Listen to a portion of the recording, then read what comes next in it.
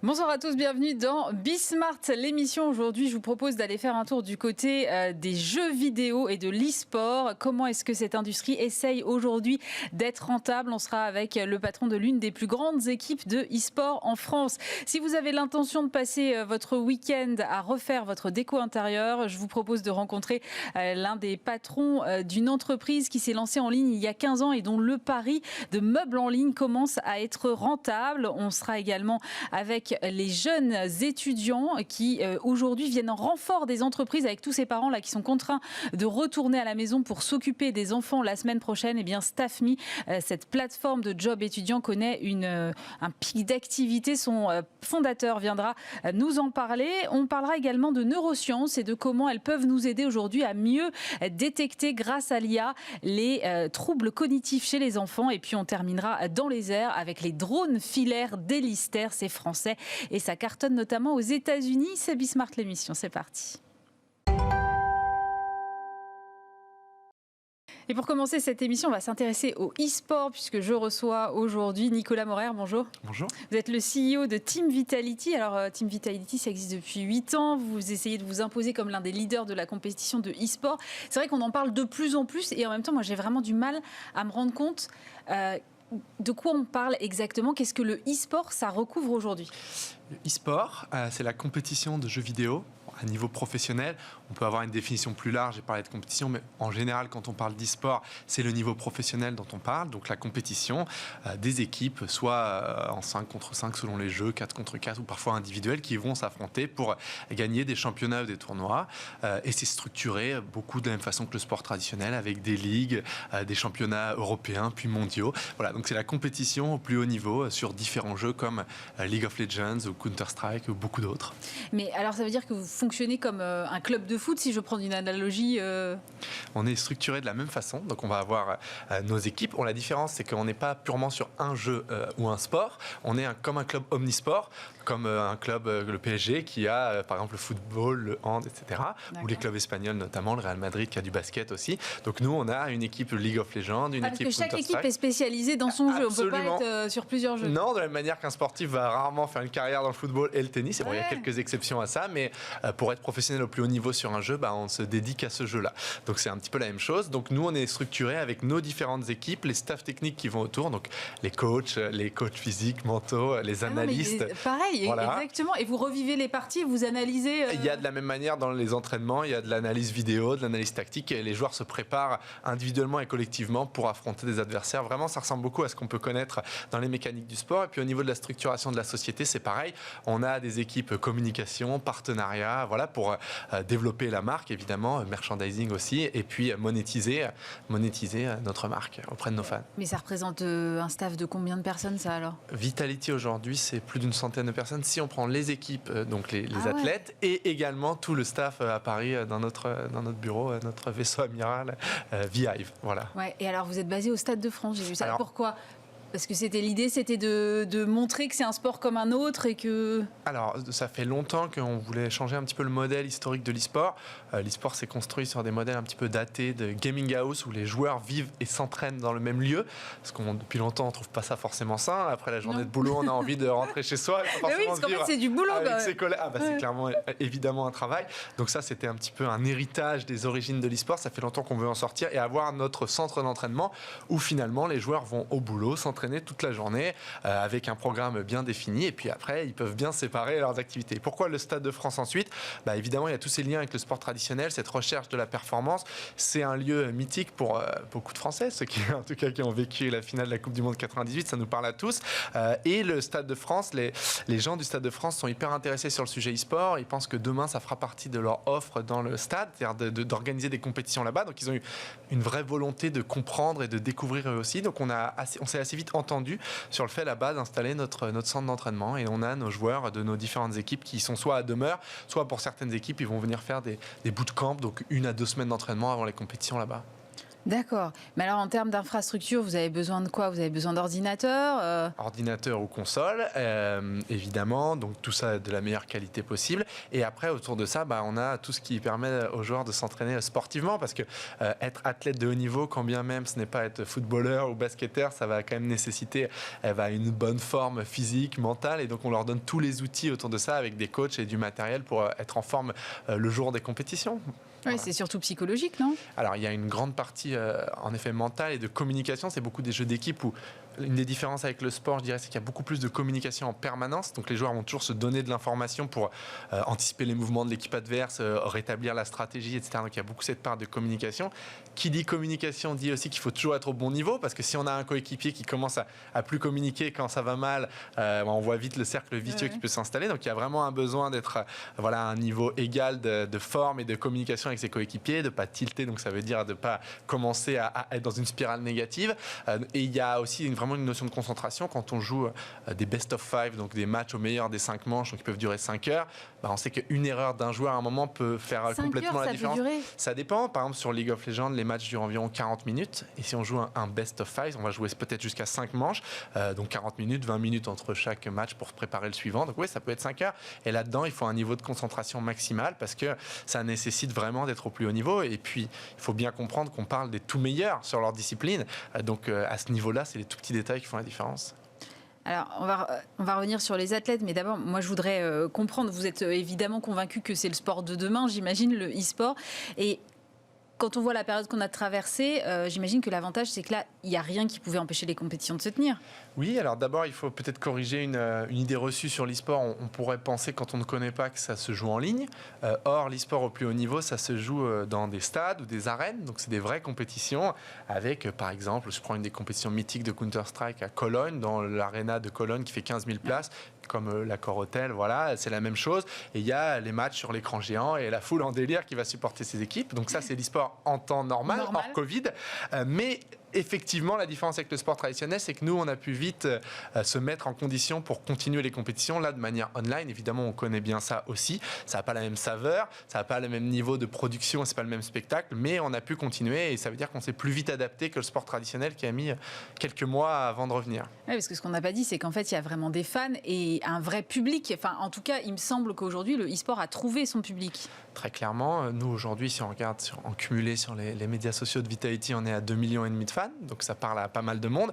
Et puis les compétitions peuvent avoir dizaines, centaines de milliers, voire millions de spectateurs quand on regarde les plus grandes compétitions comme le championnat du monde de League of Legends, par exemple. Le problème, après, c'est quand même le modèle et la rentabilité, parce que vous n'avez pas les droits télé que peut avoir le sport traditionnel. En effet, on a beaucoup de sources de revenus qui ressemblent à celles du sport traditionnel. Donc on peut parler des droits médias. Nous, on va parler médias parce que la télé est un peu loin de ce sujet. Ça va être plutôt les plateformes de diffuseurs comme Twitch qu'on connaît. On a le merchandising, on a les partenariats. Donc on a des sponsors, nous, comme Adidas ou Orange et beaucoup d'autres. Vos équipes, elles ont des maillots. Je schématise un peu, mais... Je ne suis pas venu en maillot, mais il y a évidemment, on a Orange ici, Adidas et nos autres marques partenaires sur le maillot. Donc ça ressemble encore une fois à ce qu'on connaît. Ensuite, sur la question de la rentabilité, en effet, c'est un modèle nouveau qui se développe, qui est très concurrentiel. Donc nous, on a fait le pari d'accélérer et de lever de l'argent parce qu'on croit vraiment qu'il y aura de la place que pour quelques équipes qui sont dominantes, qui vont agréger le plus de fans, les meilleurs joueurs, les meilleurs succès sportifs, les meilleurs partenaires. Donc dans cet univers-là, très concurrentiel, il faut aller vite. Donc on a d'abord voulu lever de l'argent pour se développer rapidement avant cette question de la rentabilité. Cela dit, l'écosystème en général, aujourd'hui, se pose cette question, voilà comment on arrive à la rentabilité. Et nous, on pense qu'il y a encore 3-4 ans avant de bien stabiliser les modèles en développant les canaux de revenus existants et puis aussi en inventant de nouveaux, puisqu'on est un nouvel objet qui peut s'inspirer du sport dans ce qu'il a de meilleur, dans ses réussites économiques, mais libre à nous aussi d'inventer, de tracer notre route sur la monétisation des fans qui sont beaucoup plus digitaux par exemple que celle des clubs de sport. Donc il y a beaucoup de choses à faire, mais en effet c'est un écosystème, celui des clubs e-sport, qui n'a pas encore atteint la rentabilité. Comment vous pourriez monétiser les fans ? Aujourd'hui, tous nos fans, on va dire les clubs de sport traditionnels, ils ont vraiment eu une logique. Voilà, leur point d'accès aux fans, c'était le stade. Avec les abonnés. Et voilà, par exemple. Et ils ont seulement ils commencent, ça fait un petit moment maintenant qu'ils voient qu'ils ont des fans partout dans le monde, comment ils les agrègent et comment ils digitalisent leur fanbase. Et ça, c'est un vrai chemin. Pour nous, c'est tout naturel. En fait, tous nos fans, depuis le jour 1, vous le disiez, ça fait bientôt 8 ans qu'on a créé Vitality, ils nous suivent sur les médias sociaux. Donc, on a une interaction beaucoup plus proche et on a aussi, de toute façon, chez Vitality, eu cette culture de la proximité, de l'ouverture, d'ouvrir un peu les coulisses à nos fans. Et c'est ça qui crée la valeur et cette relation aux fans. C'est important pour nous. Et par ce biais-là, il y a beaucoup de choses qui sont faisables, beaucoup plus d'interactions possibles avec les fans. Et aujourd'hui, on voit, alors là, je lance des pistes, mais il y a plein de nouveaux outils, notamment avec les fan tokens, ça existe aussi dans le sport. On peut voir des choses comme ça qui nous permettent, via notre connexion directe aux fans, de créer des nouveaux leviers de monétisation. Et c'est vraiment l'objet, je pense, en plus de tout l'existant. Là, vous m'avez perdu. Donc, c'est quoi les fan tokens?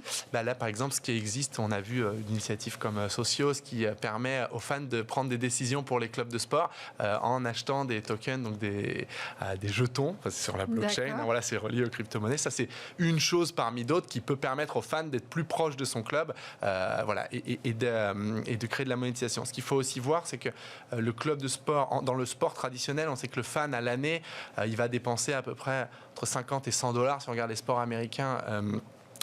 Vers son club, tandis que dans l'e-sport aujourd'hui on est à peu près 1 ou 2 $. Il y a encore beaucoup de possibles parce qu'on n'a pas forcément le ticketing, donc le fait d'aller au stade. Ça, c'est quelque chose qui commence à exister dans l'e-sport. On regarde les clubs d'e-sport chinois par exemple, ils ont tous aujourd'hui leur arena. C'est pas des stades, mais c'est des arènes entre 500 et 5000 places où les matchs vont avoir lieu à domicile, à l'extérieur, comme ça existe dans le sport traditionnel, alors que c'est pas encore forcément le cas dans l'e-sport européen et américain. Donc ça, c'est un chemin. Il y a encore beaucoup de choses qu'on peut développer pour, encore une fois, répliquer les modèles du sport qui nous correspondent et puis aussi trouver notre voie à nous dans l'e-sport. Voilà. Aujourd'hui, l'argent est versé prioritairement aux athlètes et ensuite à vous? Comment ça se passe? Alors, sur le modèle, d'abord, il faut comprendre qu'une des différences avec le sport traditionnel, c'est que les jeux, donc ça appartient à des éditeurs, donc il y a une propriété intellectuelle. Évidemment. Voilà, le football n'appartient à personne. Je peux faire un tournoi dans mon quartier, personne ne va rien me dire. Si je fais un tournoi de League of Legends et que l'éditeur Riot Games, en l'occurrence, dit non, moi ça me va pas, il appuie sur un bouton et j'ai plus le droit. Voilà, ça c'est. Donc ils ont la propriété intellectuelle. Donc nous, notre enjeu, donc ces éditeurs, ils génèrent de l'argent avec plus tellement avec les ventes des jeux, parce qu'on sait que le modèle du jeu vidéo, il a transitionné vers un modèle de service, donc les jeux sont le plus souvent gratuits, et c'est sur la durée, parce que les gens vont continuer à jouer, ils vont faire de la microtransaction, donc les éditeurs génèrent de l'argent en gardant leur base de joueurs installée, en la faisant grandir, mais ils ont vraiment ce besoin de garder les joueurs sur leur jeu. Et l'e-sport est l'une des facettes qui permet de générer un intérêt continu autour du jeu. Les gens qui jouent au jeu vont regarder la compétition d'e-sport au plus haut niveau et ça va les laisser dans l'écosystème du jeu. Ils vont s'intéresser, continuer à jouer au jeu. Donc il y a vraiment un intérêt pour les éditeurs de développer cette composante e-sport. Nous, comment on s'intercale là-dedans? Aujourd'hui, le modèle qui se développe le plus, c'est que les ligues, par exemple, je reprends League of Legends, ça s'est organisé sur un modèle de ligue franchisée, de ligue fermée, comme on connaît dans le sport américain. La NBA, par exemple, c'est une ligue fermée. Il n'y a pas de promotion-relégation, comme on connaît dans le sport européen. D'accord. Ces modèles de ligue fermée, ils ont plusieurs particularités, et notamment d'être organisés avec du partage de revenus. Donc, les équipes qui font partie de la Ligue européenne de League of Legends, elles sont à la même table que l'éditeur, et tous ensemble, on va travailler à faire grandir ce produit, développer son audience, sa qualité, sa monétisation, et on va se partager les revenus. Donc, aujourd'hui, on a un alignement d'intérêt entre les équipes et les éditeurs de ces jeux. Ce qui fait que le développement des revenus de ces ligues, donc notamment via les droits médias, via les sponsoring des ligues, les partenaires, via justement aussi le ticketing, la billetterie des événements, bon un peu moins en ce moment, tout ça génère des revenus qui reviennent à l'équipe. Et ensuite, évidemment, il faut payer les athlètes. On est dans un business très compétitif de talent. On va dire que si on prend les meilleurs joueurs, on n'est pas certain de gagner, mais on est certain de ne pas gagner si on n'a pas les meilleurs. Voilà, pour le dire. Il y a toujours évidemment l'incertitude de la compétition, mais si on veut gagner les grands championnats, à un moment, il faut les meilleurs talents. Il faut bien les entourer, il faut bien les structurer, il faut qu'ils jouent bien ensemble, mais on a besoin de ces talents. Et comme dans le sport traditionnel, là encore, les meilleurs talents se payent cher, ils se monnaient cher parce que leur talent est rare. Et donc là-dessus, aujourd'hui, une grande partie de la valeur créée dans l'écosystème va dans les revenus des joueurs, en effet. Alors justement, donnez-moi un ordre d'idée, ça coûte combien un joueur de e-sport? Comme dans le sport, c'est très varié. Je dis pas ça pour éluder la question, je vais répondre. Mais d'abord, il faut comprendre que comme on peut avoir le football d'un côté et puis le volleyball, j'ai rien contre ce sport, c'est juste ça génère pas du tout les mêmes montants, parce que c'est pas les mêmes audiences. C'est pareil dans l'e-sport, on a les top jeux comme League of Legends. Les meilleurs joueurs sont payés 1 million d'euros à l'année, par exemple. Chez vous, par exemple, vous avez des joueurs Pas à 1 chez million nous, ça d'euros c'est plutôt la Ligue américaine, la Ligue européenne. Les plus gros salaires de League of Legends, c'est à peu près 500-600 000 euros à l'année. Voilà, donc oui, déjà, enfin, quand même, c'est déjà plus pas mal. que solide. Après, il faut bien se rendre compte, attention, que c'est les meilleurs des meilleurs des meilleurs. On se parle des 0,001%. Voilà. Ça peut faire rêver les jeunes chez eux, mais on parle vraiment il y a du boulot quand même Il y a derrière. du boulot et au-delà du boulot, il faut aussi le talent. C'est-à-dire que moi, je peux beaucoup bosser, beaucoup jouer à un jeu, je n'arriverai jamais à ce niveau-là. Il faut avoir le talent et ensuite beaucoup bosser. Ça, c'est pour League of Legends. Counter-Strike, pareil, on se parle de plusieurs centaines de milliers d'euros.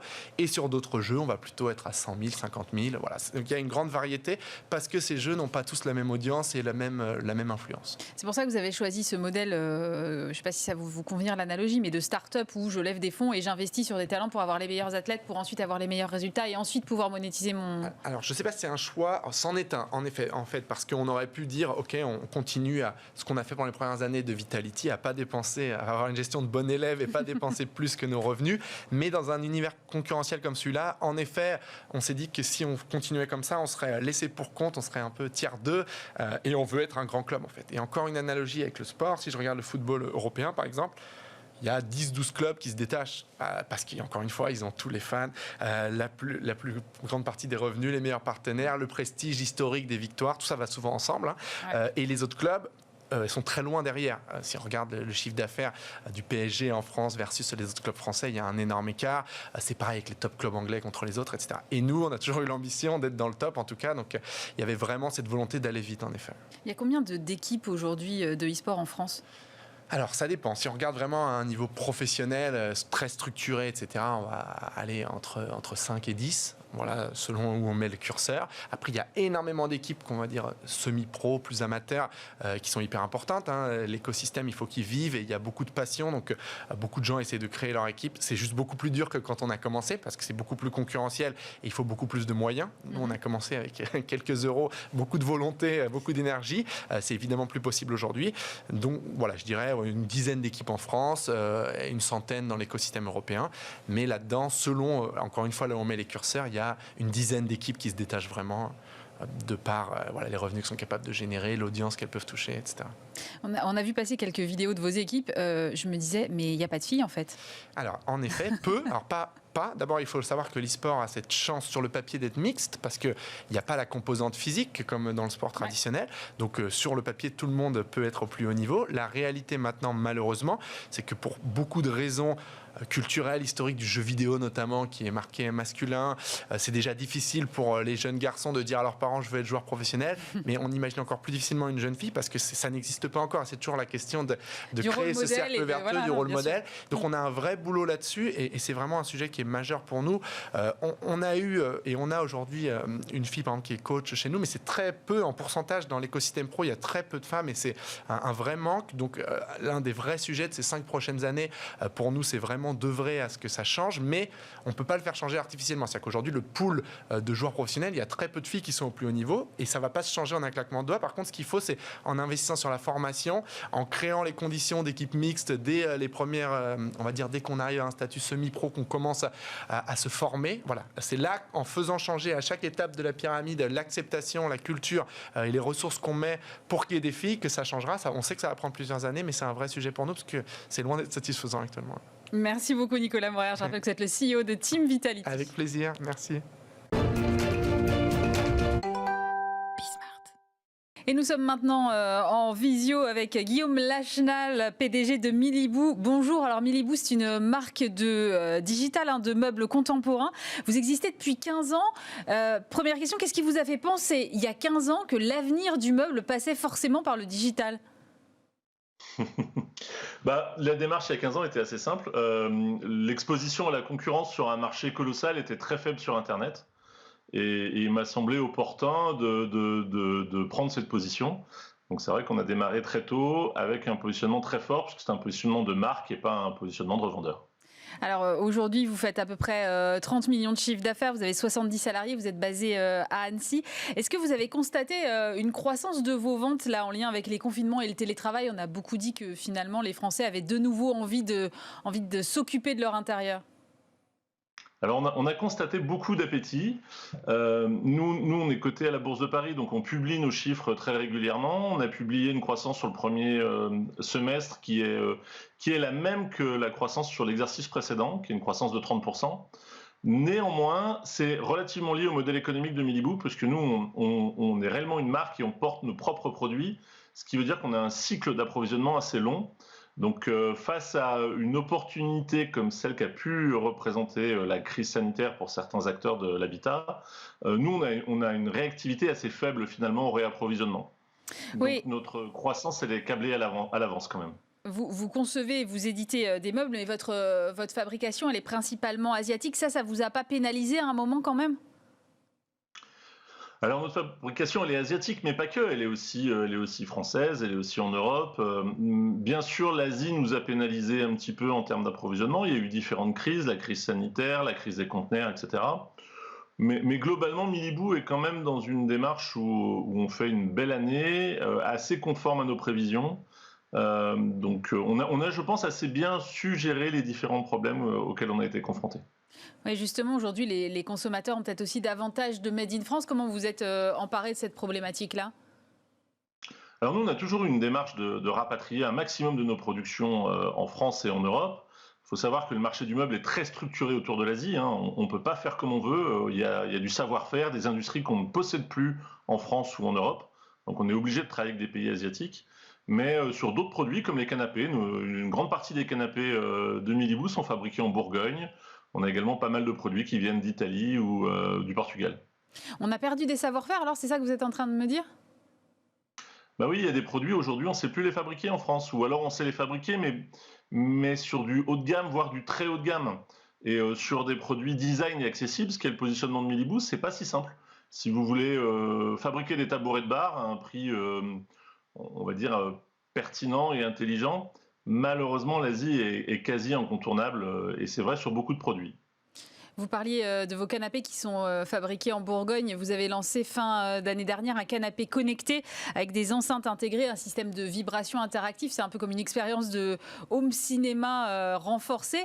Est-ce que vous pensez que l'avenir du meuble, c'est ça, c'est des meubles qui seront forcément connectés? Je ne sais pas si ce seront des meubles qui seront forcément connectés. Ce que je sais, c'est que nous, en tant que consommateurs, on est de plus en plus connectés et que notre travail à nous, fabricants de meubles, c'est d'adapter nos produits aux nouveaux comportements de nos clients. Ça passe parfois par beaucoup de techno. Ça a été le cas sur le canapé connecté, où on a dû vraiment concevoir de l'électronique pendant des années pour le mettre au point. Et puis des fois, c'est tout simple. Des fois, c'est une rainure dans un bureau qui permet de poser sa tablette et c'est très pratique et il n'y a besoin de rien d'autre. Mais c'est repenser peut-être certains de nos produits en fonction du comportement de nos clients aujourd'hui. Oui.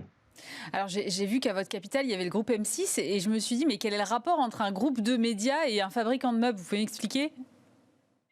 Ben, le rapport, c'est la notoriété en fait, et c'est les campagnes de communication. Miliboo, on a mis des années, vous l'avez dit, ça fait 15 ans qu'on s'est créé, à construire une machine qui est capable de designer entre 500 et 1000 nouveaux produits par an, avec un catalogue toujours frais, avec des nouveautés tous les mois. Sauf qu'à un moment donné, on reste une PME et on a besoin de se faire connaître du grand public. Les budgets de communication à grande échelle sont très importants. Et donc la stratégie qui a été mise en œuvre pour communiquer de cette manière-là, c'est de proposer à M6 de rentrer au capital de Miliboo en contrepartie de ces fameuses campagnes de communication massive. Donc on a effectivement eu ce deal qui a été mis en place, où M6 obtiendra à la fin de l'opération de 3 ans un peu plus de 20% du capital de l'entreprise. Et en contrepartie de quoi on a des campagnes télé et radio sur l'ensemble des chaînes du groupe M6. Visiblement, ça a fonctionné pour vous puisque vous êtes rentable et c'est une première depuis votre introduction en bourse en 2015. Vous disiez même que la valeur de votre action avait été multipliée par 5 en un an. La patience, finalement, c'est la clé selon vous? Alors, dans le modèle économique de Miliboo, oui, parce que nous, on dessine nos produits, on les met en production, on les importe, on les stocke. Donc, le faire pour faire 10 millions de chiffres d'affaires, ça n'a aucun sens. Miliboo est structuré et a été construit pour faire plusieurs dizaines ou plusieurs centaines de millions de chiffres d'affaires. Donc l'atteinte de la rentabilité, elle a toujours été connue, le point mort, on l'a toujours connu, et l'objectif est de l'atteindre le plus rapidement possible et de le dépasser, ce qui est chose faite aujourd'hui, et effectivement en grande partie grâce aux opérations de communication via le réseau M6. Mais quand même, quand on voit que vous avez commencé il y a 15 ans, le chemin est long, il faut aussi la patience du côté de vos investisseurs et qu'ils comprennent cette stratégie-là. On a eu la chance d'avoir des investisseurs qui nous ont fait confiance dès le début, dès la première levée. Aujourd'hui, au capital, en 2011, on a fait notre première levée de fonds. Notre investisseur principal est toujours présent au capital. Il n'est jamais sorti. Il continue de nous accompagner. Donc la stratégie était, je pense, claire dès le départ pour ces fonds. Et je pense qu'on a respecté toutes les étapes intermédiaires. Et la confiance est toujours présente aujourd'hui telle qu'elle l'était au premier jour. Est-ce que vous n'avez pas le sentiment quand même que la concurrence aujourd'hui s'est davantage renforcée? On a bien vu que les confinements avaient donc augmenté les ventes digitales de certaines grandes enseignes d'ameublement. Il y a aussi beaucoup de pure players du digital maintenant, ce qui n'était pas forcément le cas quand vous êtes lancé il y a 15 ans. Comment est-ce que vous regardez ce marché-là aujourd'hui? Déjà, il faut comprendre le marché. Le marché du meuble, c'est un marché qui est en milliards, voire en dizaines de milliards au niveau européen. Et nous, on est un acteur en dizaines de millions. Donc on a une capacité de croissance qui est phénoménale sur ce marché.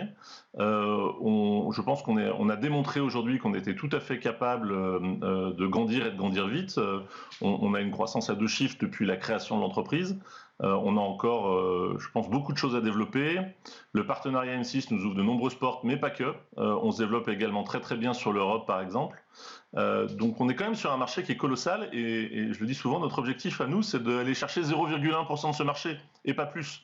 Il y a de la place pour beaucoup de nos concurrents et des concurrents qui sont sur un concept comme celui de Miliboo, dans un modèle purement omnicanal, en ayant à la fois des points physiques et une très grande force digitale. Il n'y en a pas tant que ça finalement. Aujourd'hui, les freins des consommateurs à acheter un canapé sans l'avoir vraiment vu en magasin, mais directement sur Internet, sont levés selon vous? Ils le sont depuis longtemps, ouais. Ils le sont depuis longtemps. L'anecdote, c'est que Miliboo a mis très longtemps à faire des canapés, parce que moi, j'y croyais pas. Moi, je pensais moi, j'avais besoin de toucher un canapé, j'avais besoin de m'asseoir dedans avant de l'acheter.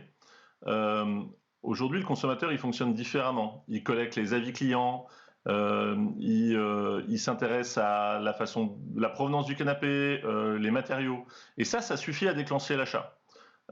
Et aujourd'hui, la catégorie canapé est la première catégorie de Miliboo, mais effectivement, on a mis un peu de temps à aller sur ces catégories de produits. Mais c'est plus vrai. Aujourd'hui, le consommateur, il fait confiance et il y va. Merci beaucoup, Guillaume Lachenal. Je rappelle que vous êtes le PDG de Miliboo. Merci d'avoir été avec nous. Et je suis maintenant avec Jean-Baptiste Achard, cofondateur de Staffme. Bonjour. Bonjour Aurélie. Alors, vous êtes une plateforme de travail étudiant. Vous permettez à des jeunes de 18 à 30 ans au statut d'indépendant de recevoir directement sur leur téléphone des offres de mission de la part d'entreprises. Et là, en fait, avec la fermeture des écoles, ce que vous êtes venu me dire aujourd'hui, c'est que vous avez un pic d'activité. Complètement. En fait, on voit que les effets du confinement sont différents. Maintenant qu'on peut parler de plusieurs confinements. Hélas. Exactement, hélas. Le premier confinement, on a eu cet effet de surprise avec une fermeture des écoles, une ruée vers les magasins de commerce alimentaire et du coup une grande désorganisation. Là, à ce moment-là, les entreprises justement du commerce alimentaire sont venues faire appel à des plateformes comme la nôtre parce qu'ils avaient besoin de renforts immédiats. Deuxième confinement, l'effet a été totalement différent. Pas de fermeture des écoles, donc pas de désorganisation. Aussi une polémique, rappelez-vous, sur les rayons essentiels et non essentiels, donc une réorganisation de l'activité un peu différente. Et puis là, troisième confinement, qui ne dit pas son nom, mais néanmoins avec une fermeture des écoles, où on assiste à nouveau à ce pic d'activité dans le commerce alimentaire, le commerce du retail qui reste ouvert, jardinerie, animalerie, bricolage, où il y a un afflux de demandes comme ça, de demandes ponctuelles pour avoir du renfort étudiant, parce que tout simplement, en fait, il y a des taux d'absentéisme qui sont très importants, parce que le persona type de l'employé, par exemple, dans la grande distribution, c'est souvent une mère qui a des enfants à charge et du coup qui est obligée de se mettre au chômage partiel parce qu'elle ne peut pas assurer son activité dans son magasin. Et vous parlez de désorganisation et je me faisais la réflexion, c'est-à-dire que là, en l'espace de quand même 2-3 jours, il faut pour les entreprises anticiper effectivement tous ces parents qui vont devoir rentrer à la maison pour s'occuper des enfants pendant une semaine, puisqu'il y a l'école à la maison la semaine prochaine. Et puis, il y a aussi toutes les vacances qui sont avancées. Et pour certaines zones, le décalage est quand même de 2 semaines. Donc, ça veut dire remonter les congés de tout le monde et réorganiser complètement les plannings des équipes, en fait. Ah bah complètement, oui, c'est une désorganisation complète. C'est pour ça que Elisabeth Borne, la ministre du Travail, demandait de la flexibilité aux entreprises dans la gestion des congés. On fait tous comme on peut. On fait tous comme on peut. Et voilà, et je pense que toutes les règles de voilà, il faut un délai d'1 mois avant de poser ses congés, tout ça va un peu exploser en vol. Après, on peut espérer qu'il y a, comme une date de retour a été fixée, il puisse y avoir une organisation qui se mette facilement en place, parce qu'on voit une date de fin, en tout cas au 26 avril pour les écoles primaires et ensuite collège-lycée un petit peu plus tard, une semaine plus tard. Donc espérons que ça s'organise. En tout cas, ça s'organise mieux qu'il y a 1 an, ça c'est évident, parce qu'il y a moins cet effet de surprise. Mais c'est vrai que la fermeture des écoles provoque une désorganisation dans les commerces alimentaires, dans le retail, qui est vraiment très, très, très, très importante. Et vous, votre pic d'activité, vous le mesurez de l'ordre de combien ? Alors nous, ça dépend des secteurs. Parce qu'on est vraiment multisectoriel, le job étudiant, ça va être à la fois de l'aide administrative, mais ça peut être aussi du web design, comme ça peut être depuis quelques temps pour les étudiants en santé, de l'aide en renfort dans le dépistage Covid. Enfin, voilà, c'est très très très varié. Donc c'est plutôt des secteurs qui ont des effets de boom ou alors des effets vraiment d'amenuissement. Et donc, parce que j'imagine que tous les jobs étudiants dans la restauration, l'événementiel, etc., c'est totalement à l'arrêt. Ça, faut être très clair. Et par contre, ce qu'on voit, c'est justement dans le retail qui reste ouvert ou dans le commerce alimentaire, depuis avant-hier, donc annonce du confinement, là un vrai effet de demande parce que y a justement cette désorganisation qu'il faut combler avec du renfort ponctuel. Et en fait, l'étudiant est parfait à ce moment-là parce que le job étudiant est quand même mis à mal, hein, on vient de le dire depuis quelques semaines, et les étudiants ont vu leur stage annulé, leur Erasmus décalé et ont des besoins de travailler en ce moment comme ça de façon flexible. Et donc c'est la population parfaite pour justement aller rendre service à ces enseignes. Justement, j'imagine que vous avez vu cette rotation en fait sectorielle, vous venez de le dire finalement, et vous, ça vous a poussé aussi dans votre réflexion à aller démarcher des entreprises que vous n'aviez tout simplement pas pensé à démarcher auparavant ? Complètement. Nous, il y a une vraie transformation du job étudiant sur la plateforme. Job étudiant qui était très souvent en présentiel, sur des secteurs classiques de vente en boutique, d'aide administrative, et là qui s'est déjà complètement mis en distanciel. C'est-à-dire que la part des prestations qu'on pouvait faire en dehors des entreprises, c'était à peu près 10%. Aujourd'hui, c'est plutôt 35-40%. Ah ouais. Donc ça, c'est vraiment très important. On assiste à ce phénomène de télétravail aussi dans le job ponctuel, dans le job étudiant. Et puis après, les secteurs, évidemment, il y a des secteurs qui sont fermés et donc on essaye de trouver des solutions pour se développer sur d'autres secteurs d'activité. J'ai parlé tout à l'heure de la santé. C'est évidemment un endroit où en ce moment, il y a une demande importante dans les pharmacies, les laboratoires qui ne sont pas équipés pour accueillir autant de tests. Et donc c'est là que, par exemple, les étudiants en médecine, en pharmacie, dont la première année est validée, peuvent venir aider via l'intermédiaire de la plateforme. Est-ce que vous avez des retours, vous, de ces étudiants ? Parce que ça me paraît complètement lunaire, c'est vrai, d'effectuer une mission comme ça à distanciel quand on connaît ni la boîte, que c'est potentiellement un premier job. Vos étudiants, ils le vivent comment ? Ils le vivent plutôt bien. En fait, il y a beaucoup de métiers sur lesquels on intervient, de la saisie de données, du commercial, ce genre de choses, ou même du design graphique, où il y a pas besoin d'être en présentiel. On a tous appris à vivre comme ça en télétravail, à faire des zooms, à explorer un projet de façon totalement à distance. Et c'est une génération qui s'est adaptée très vite. On le voit, ils ont pour la plupart quasiment leur cours depuis plus d'1 an totalement à distance. Donc c'est évidemment pour eux tout à fait naturel. Et pour certains même c'est bénéfique parce que c'est des temps de transport en moins, donc c'est des contraintes qui sont supprimées. alors même que voilà, il y a 1 an et demi, ils ne pouvaient pas du tout. Ce genre de prestation n'existait pas parce que c'était pas envisagé par les entreprises de faire appel à un étudiant pour aller vous aider sur un nouveau projet commercial à distance, quelques heures par semaine. Aujourd'hui, c'est tout à fait possible. Est-ce qu'aujourd'hui, vous arrivez à faire face à la demande? Est-ce que finalement, vous avez assez d'étudiants en stock pour pouvoir faire face à la demande des entreprises? Comment ça se passe de votre côté? Complètement. Ce qu'on voit actuellement, c'est qu'il y a une grande recherche de travail chez les jeunes. C'est Tous ces travail secteurs-là qu'on vient de citer, qui sont à l'arrêt, c'était le plus gros pourvoyeur finalement. C'était le plus gros pourvoyeur de jobs étudiants et ça s'est complètement arrêté. C'est-à-dire que tout ce qui était petits jobs dans la restauration, dans l'événementiel, dans l'animation commerciale, dans la vente en boutique maintenant, tout ça, ça a été supprimé. Et en plus de ça, les Erasmus, donc les échanges à l'étranger, les stages ont parfois été annulés. Et donc il y a un besoin de travailler pour ces étudiants, d'autant plus que les ressources, les aides qu'ils pouvaient avoir, qui est par exemple familiales, ont souvent diminué. Donc il y a un vrai sujet sur le travail étudiant qui est d'ailleurs pris en considération par le gouvernement avec l'élaboration du plan Une Solution qui vise justement à encourager les entreprises à faire appel à ces jeunes et nous on s'associe pleinement à cette dynamique.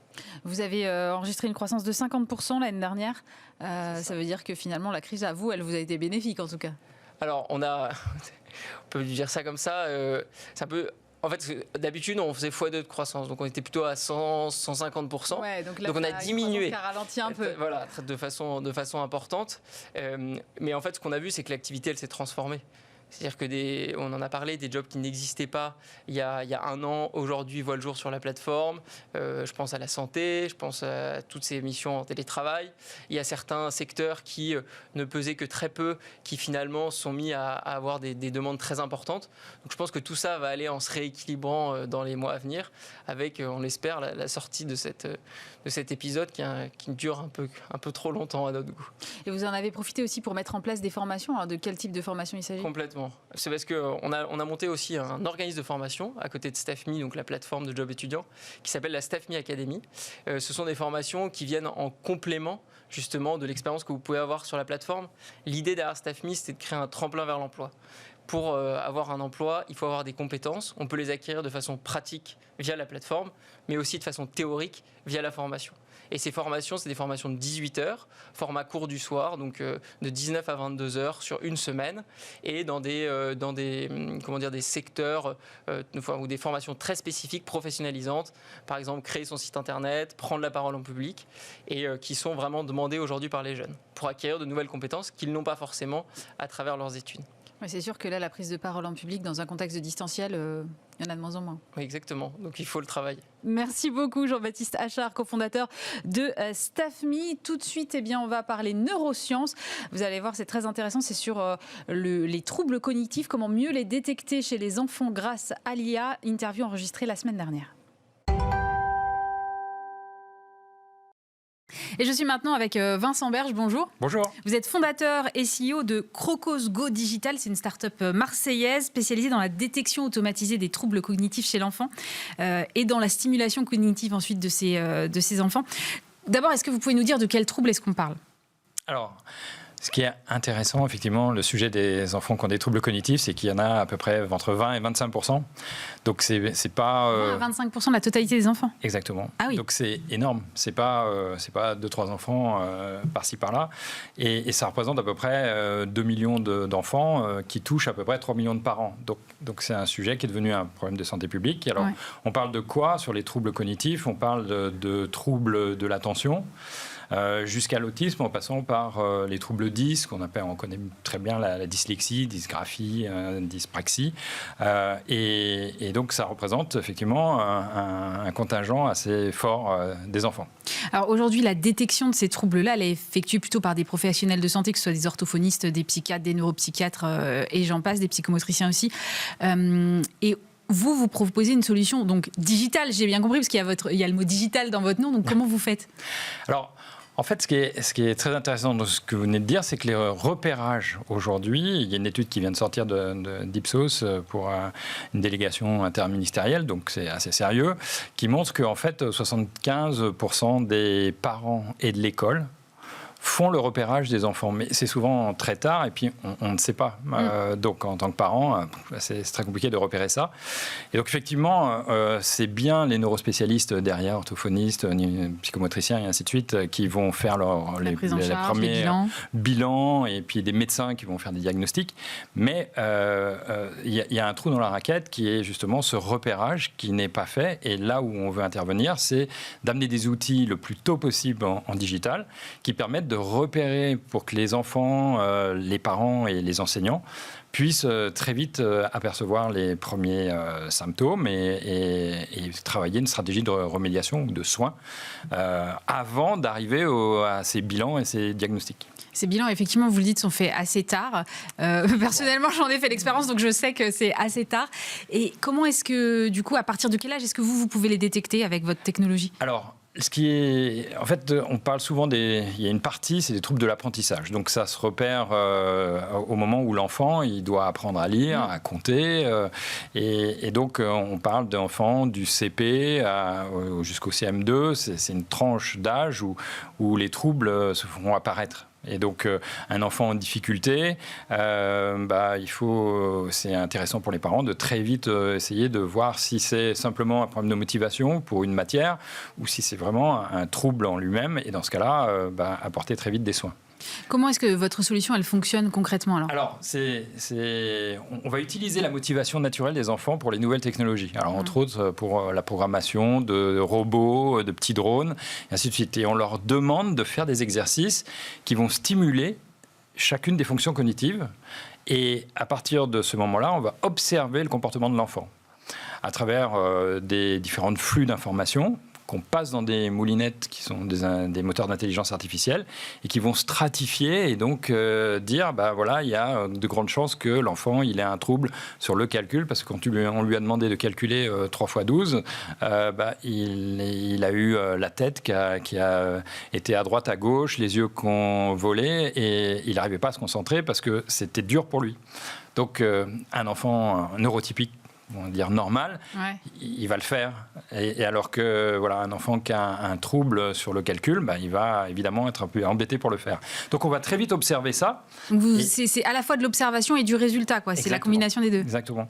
Alors donc on a plusieurs marqueurs cognitifs qu'on va regarder, donc soit de la psychométrie, soit des marqueurs cliniques, biomarqueurs et ainsi de suite. Et on va prendre tout ça pour passer dans ces moulinettes de moteurs d'intelligence artificielle et stratifier. Et dire demain, en 1 heure, on devrait être capable, puisque c'est le projet, en 1 heure, on devrait être capable de pouvoir balayer à 360 degrés sur l'ensemble des fonctions cognitives et de pouvoir très vite amener un premier résultat aux parents qui n'est pas un diagnostic, mais qui va aider après à faire un diagnostic par les neurospécialistes. Oui, et si vous avez déjà ciblé le trouble potentiel, ça permet de s'adresser directement plus vite aux bons spécialistes et pas de passer par 50 pour... Absolument. C'est-à-dire qu'effectivement, si on voit qu'il est plutôt sur des troubles de l'attention, c'est pas la peine d'aller tester le calcul, évidemment. Alors, vous en êtes où là exactement de votre projet aujourd'hui, votre solution ? Vous dites l'objectif à terme c'est d'arriver à 1 heure, mais donc là aujourd'hui ? Alors aujourd'hui, donc ça fait 2 ans et demi qu'on existe, créé donc en 2018, on est 30 personnes, on a à peu près 50% sont des chercheurs chez nous, donc soit en neurosciences, soit des gens qui font de la clinique, psychomotriciens, neuropsy, et on a commencé à construire une chaîne de valeur, une chaîne complète chez Croco qui permet de pouvoir faire des ateliers qui vont stimuler toutes les fonctions cognitives, des outils qui permettent d'observer ce qui se passe, le comportement, et des outils qui vont analyser et stratifier. Voilà. Donc on a construit cette chaîne, ça a mis quand même pas mal de temps, et aujourd'hui on a fait la preuve du concept. C'est-à-dire qu'en 20 minutes, on est capable de valider qu'un enfant est avec des troubles de l'attention ou sans troubles de l'attention. Et c'est juste un problème de motivation pour l'enfant. D'accord ? Donc ça, c'était déjà énorme pour montrer que cette chaîne de valeur, elle permet d'obtenir des résultats. On a fait une levée de fonds dernièrement, en décembre, et aujourd'hui, on est dans sortir des produits, des premiers produits, et puis travailler sur la suite, parce que les troubles de l'attention, c'est bien, mais on a encore 360 degrés de fonction cognitive à aller chercher, donc on en a encore pour 1 ou 2 ans de recherche. Et comment ça se passe ? Vous faites des tests cliniques comme une biotech ou une medtech ? Oui, tout à fait. On dépose des dossiers face à des comités d'éthique qui vont nous dire OK, pas OK. Et à partir de là, on lance l'expérience clinique avec beaucoup d'enfants. Donc il faut des enfants qui sont à la fois neurotypiques, donc on va dire normaux, sans problème. Et puis des enfants qui sont déjà des troubles identifiés. Et on va passer... Pour valider votre modèle, en fait. On va valider notre modèle pour faire en sorte que si on passe les tests classiques et nos tests, on obtient les mêmes résultats. Mais en même temps, voilà, ça se fait plus rapidement, de manière automatisée. L'enfant, il s'amuse quelque part, c'est motivant. Donc, il n'y a pas tout le stress de « oh là là, je suis face à quelqu'un que je ne connais pas, qui va me poser plein de questions pendant 2 heures. Et à la suite de ça, je ne sais pas encore très bien ce qui va se passer. » Donc là, on rentre dans une mécanique qui est plus simple et qui fait que c'est plus facile pour l'enfant, plus facile pour les parents. Et puis, on espère aussi changer la face autour des enseignants, parce que c'est eux aussi qui subissent assez vite les premiers problèmes. Non, mais en plus, c'est hyper intéressant ce que vous dites, parce que vous dites, je suis face à quelqu'un pendant 2 heures, mais les bilans, ça prend plusieurs semaines, il faut retourner chez le spécialiste pendant... voilà, c'est sur des séances entières, donc ça prend énormément de temps. Et c'est pour ça que si je le fais de manière très technologique, vous mettez un enfant, vous le faites un exercice et vous le mettez dans un IRM et vous allez trouver ce qui ne marche pas. Mais on ne peut pas mettre un IRM devant chaque enfant. Et donc, si on veut vraiment... parce que notre vision, c'est de faire ça en masse, de détecter ça de manière en masse à l'école le plus tôt possible.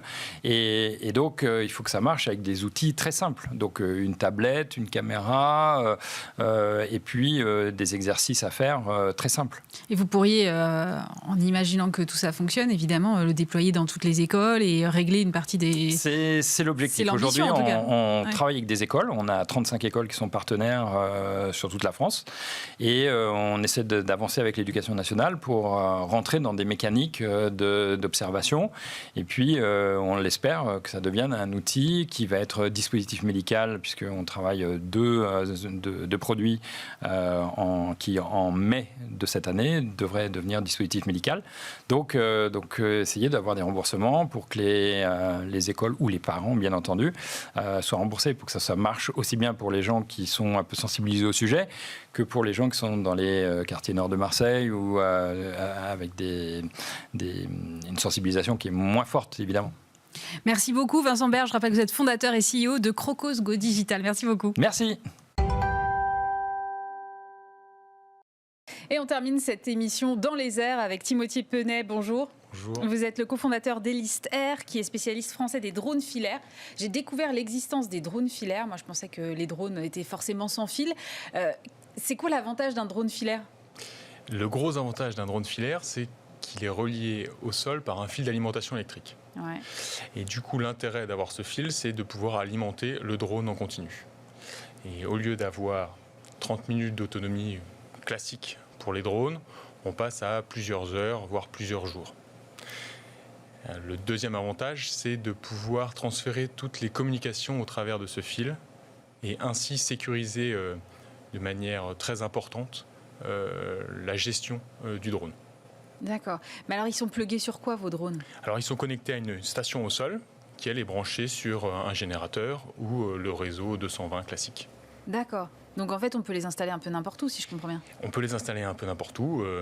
Nous, on fait un test au milieu d'un champ pour les valider à chaque fois. Et en fonction des usages, ils sont soit branchés sur un groupe électrogène, soit sur un rack de batterie, soit sur le réseau du classique, exactement. Mais ils peuvent bouger ou ils sont complètement statiques, du coup ? Alors, ils sont statiques. Ouais. Ils sont statiques, ils ne bougent pas. Le drone filaire, il reste à une centaine de mètres au-dessus de sa base et il ne bouge pas. Par contre, le drone embarque des caméras qui sont très performantes et qui permettent de surveiller sur un rayon d'une dizaine de kilomètres autour. Mais ça reste quand même, j'imagine, en termes de zone de surveillance beaucoup plus faible qu'un drone qui serait sans fil. En revanche, vous avez l'autonomie, c'est ça qui... C'est ça. C'est que pour un certain nombre d'applications, nous on est sur des applications sécurité civile défense, soit surveillance, soit télécom, on a besoin d'avoir un temps de vol qui soit très important, mais on n'a pas besoin d'avoir une élongation importante. Et du coup, pour ces cas d'application-là, le drone filaire est tout indiqué. Et il n'y a pas de risque de chute? Alors nous, on travaille vraiment sur cette problématique-là parce que les drones font des vols standards de 30 minutes. Donc quand ils en font une centaine sur leur durée de vie, c'est pas mal, ou 200, mais ils auront volé en tout une centaine d'heures. L'objectif des drones filaires, c'est de voler très très très longtemps. Et du coup, le risque de panne augmente avec la durée de vol. Donc pour l'Orion, par exemple, on a plusieurs niveaux. L'Orion, c'est votre modèle. L'Orion, c'est notre drone filaire complet que je n'ai pas présenté. Mais sur ce drone-là, on a mis en place plusieurs niveaux de fail-safe. Donc on a une batterie de secours embarquée, on a un parachute intelligent. Et l'objectif, c'est d'être capable, en cas de défaillance, ça peut arriver, et qu'on puisse faire atterrir le drone et qu'il n'y ait pas de risque pour les gens au sol. Oui, parce que par exemple, s'il est branché sur le réseau classique, une panne de courant dans le secteur fait que matériellement, vous n'êtes plus alimenté, quoi. Quand on a démarré il y a 5-6 ans, on n'avait pas de batterie de secours. Et c'est vrai que une micro-coupure peut arriver. Et est arrivée, et du coup, il a fallu en mettre une rapidement. Ouais, j'imagine. Vous vendez dans 65 pays. Alors, qui sont vos clients? Ce sont que du domaine de la défense et de la sécurité aujourd'hui? Principalement, ouais, on est dans 65 pays. On a cette grande force d'avoir réussi à construire notre société à l'international. Et nos deux grands marchés, c'est la sécurité civile et la défense. Donc on est présent, par exemple, à Madrid pour les policiers de Madrid, la police de New York, la police de Singapour, les militaires américains, les forces spéciales anglaises, tout un tas de gens en fait qui ont besoin de ces systèmes-là. Alors, autant je comprends bien, sur un site militaire, on a besoin de surveiller, on place le drone en l'air et on ne bouge pas. Autant pour des forces de police, je vois pas, j'ai du mal à comprendre. La surveillance de grands événements, par exemple, on était présent au Super Bowl. Dans un événement comme ça réunit énormément de personnes. Donc, il faut avoir une gestion des flux des gens, des risques humains derrière, qui soit importante. Donc il y a beaucoup de policiers, de gens qui sont chargés de gérer l'événement dans ces cas-là. Et le fait d'avoir un point de vue aérien à une centaine de mètres permet aux policiers qui gèrent ce type d'événement d'anticiper les situations anormales. D'accord. Et vous faites que du hardware ou est-ce que vous avez derrière du software pour la gestion des images que vous filmez? Alors, aujourd'hui, on a une équipe de R&D qui est structurée à la fois sur la production hardware, donc mécanique, électronique, et on a aussi une grosse composante soft, principalement soft embarqué, c'est-à-dire tout ce qui est gestion, notamment des fail-safe, des lois de vol du système, pour faire qu'il puisse voler très longtemps. Et on transfère l'image, on ajoute un peu de fonctionnalité sur les images, et on va continuer de travailler là-dessus pour aider les utilisateurs de nos systèmes à analyser les différentes situations. C'est très compliqué pour eux d'être attentifs pendant une dizaine d'heures sur une image. Au bout d'un moment, ils perdent l'attention. Et du coup, il faut qu'on mette en place les systèmes de détection des situations anormales. Oui, c'est ça, parce qu'en fait, là, l'idée derrière, c'est qu'ils auront un temps de réaction qui sera beaucoup plus court s'ils sont déjà prévenus par la machine. C'est ça. L'objectif, c'est d'anticiper les menaces ou les situations normales. Un mouvement de foule. J'ai lu que en 2035, il y aura 50 fois plus de drones que d'aviation militaire en vol. Alors, j'imagine que ça fait un potentiel de marché qui est complètement démentiel, en fait. Le potentiel du drone filaire est important, ouais. Nous, on est content d'avoir choisi ce marché-là il y a 6-7 ans, mais c'est vrai que c'est un gros potentiel. Après, voilà, on n'est qu'au début, donc on essaie de construire le mieux possible la gamme de produits, les partenariats avec les clients et notre présence à l'international, mais le potentiel du marché est très important. Et bon, la partie filaire prendra une petite partie du marché du drone, mais elle en prendra une quoi qu'il arrive. Mais j'ai bien compris que, en fait, c'était toutes ces questions. On a beaucoup parlé au tout début des drones, du drone civil, en fait. Mais en fait, le marché, il n'est pas là. Il est vraiment plus sur ces questions de défense. C'est d'ailleurs pour ça qu'un groupe comme Parrot a pivoté. Je pense qu'il y a une vraie... tout l'enjeu, il est vraiment sur la surveillance, plus que sur le civil, non ? Ouais, alors nous, on a construit la société en 2 étapes. Au début, on faisait juste les systèmes d'alimentation filaire qu'on vendait à nos clients qui avaient déjà des drones, ou qu'on vendait à des boîtes qui fabriquent des drones, et revendent la solution complète à leurs clients. Donc ça nous a permis d'avoir une idée assez précise des différentes missions que doivent réaliser les drones filaires. Et il en ressort 4 principales. C'est donc 3 missions de surveillance de frontières, surveillance de bases avancées, et surveillance de grands événements dont on vient de parler. Et puis la dernière mission qui est quand on embarque un relais 4G ou un relais tactique. C'est recréer un réseau d'urgence de communication Et donc ça, c'est les applications qu'on vise. Et une fois qu'on a fait la première étape d'analyse de marché avec nos premiers produits, on a pu développer l'Orion qui s'adapte bien à ce qui nous apparaît comme étant le marché le plus important. Vous avez beaucoup de concurrents aujourd'hui, parce que quand je vois que vous vendez dans 65 pays, je me dis qu'ils ne doivent pas être 150 à le faire. Alors on a principalement des concurrents aux États-Unis. Ouais. Voilà. On avait quelques concurrents en Europe, mais ils n'ont pas investi suffisamment pour rester compétitifs.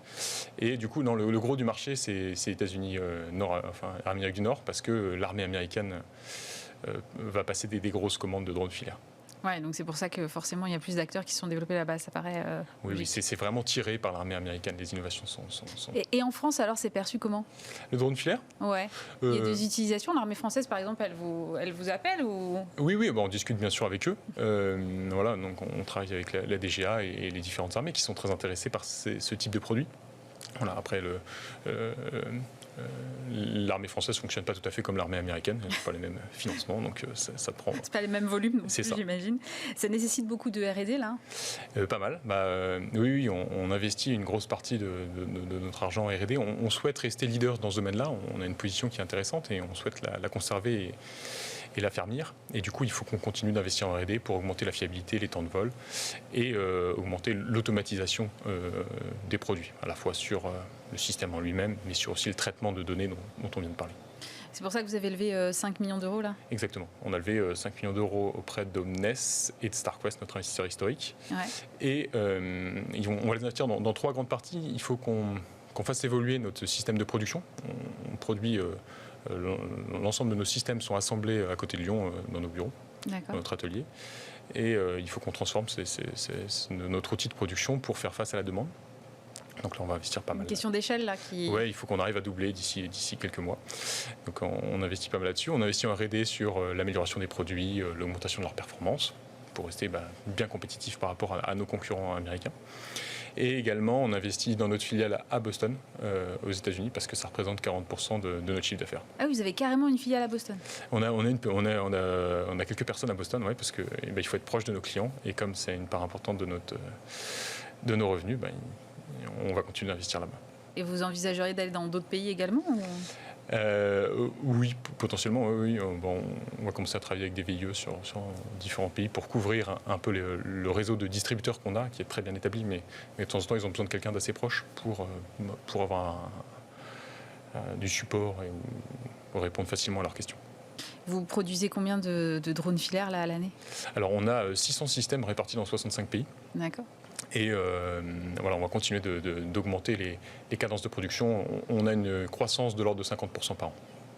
Ah oui, quand même. Depuis combien de temps? Depuis notre premier exercice, je pense. Ouais. Ah ouais, ça commence à faire quand même. Au début, il était un peu plus forte, puis maintenant, on est passé à 50%. Très bien. Bon, merci beaucoup Timothée Pénet. Je rappelle que vous êtes le cofondateur d'Elister. Merci d'avoir été avec nous. Bismart, l'émission, c'est terminé pour aujourd'hui. On se retrouve non pas lundi, mais mardi. Vous avez rendez-vous, bien sûr, avec Stéphane Soumier. Et puis nous, on se retrouve vendredi prochain. D'ici là, passez un très bon week-end de Pâques sur Bismart.